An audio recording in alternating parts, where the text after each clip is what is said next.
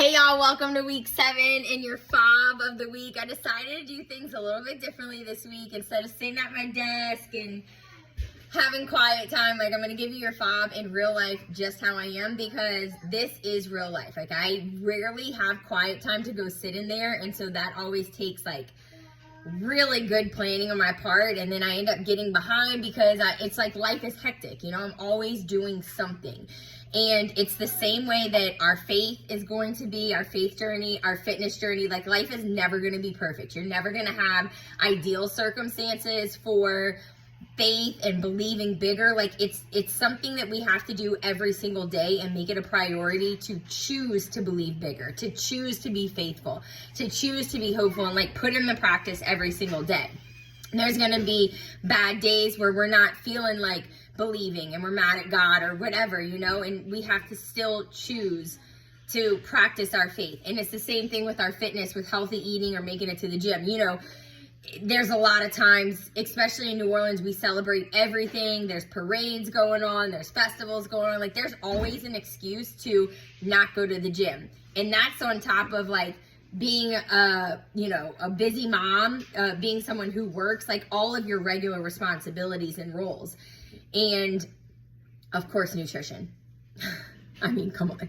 We celebrate everything with food and drink. And so there's always a temptation to do things that are not going to get you closer to your goal. There's no like bad foods or drinks. Like you can have everything in moderation, but there's so many temptations and reasons to like go off of your plan.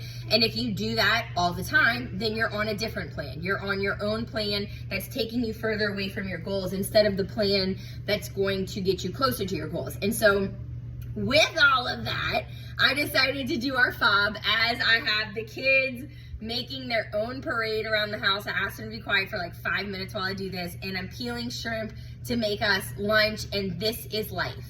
I'm fitting the faith in while I'm doing the shrimp. I was actually listening to one of my trainings, and I was like, this would be a perfect like little lanyap into my training, that while I'm peeling the shrimp, while the kids are walking around banging drums and it's super loud, I'm listening to my training on my phone, and it's not ideal. Sometimes I have to squint my ear, to hear. I'm trying to focus, but I'm squeezing it in where I can.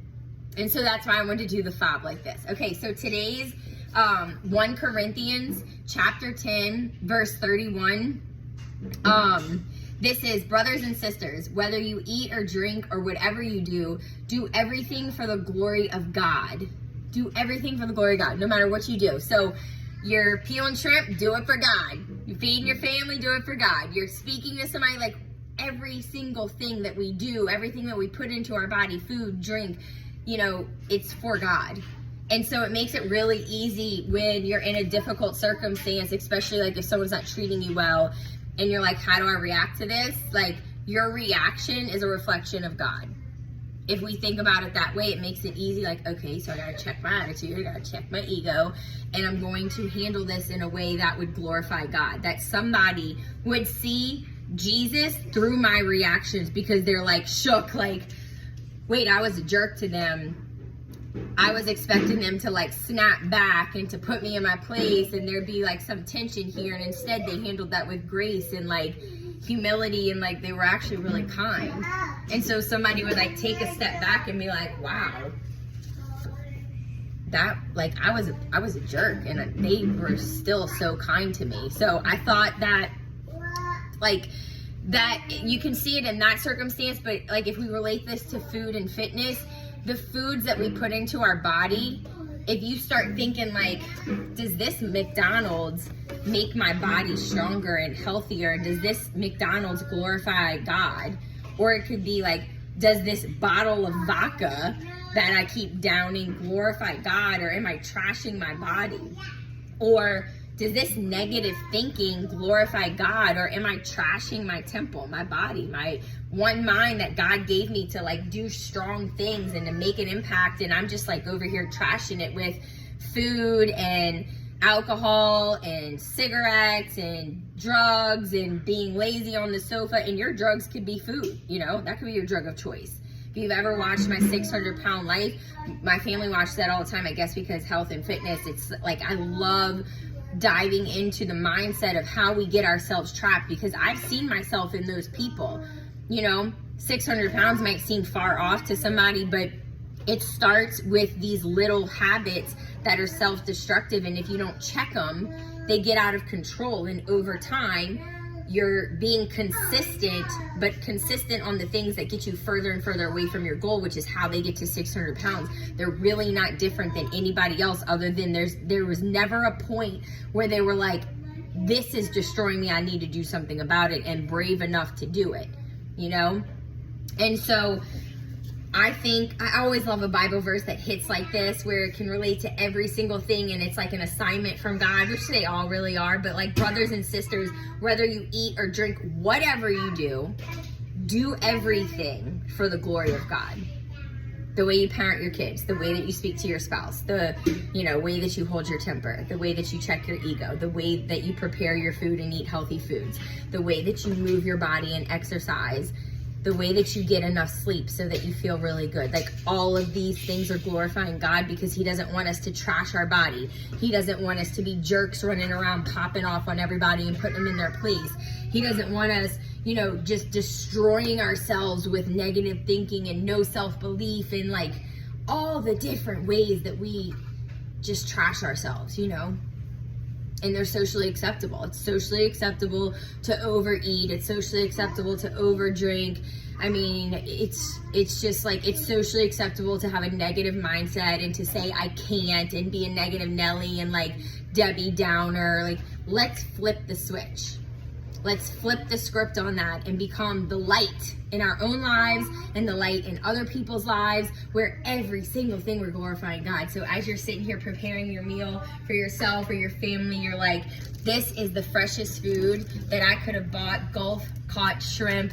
I'm not doing processed things. They're not farm raised from China or wherever else.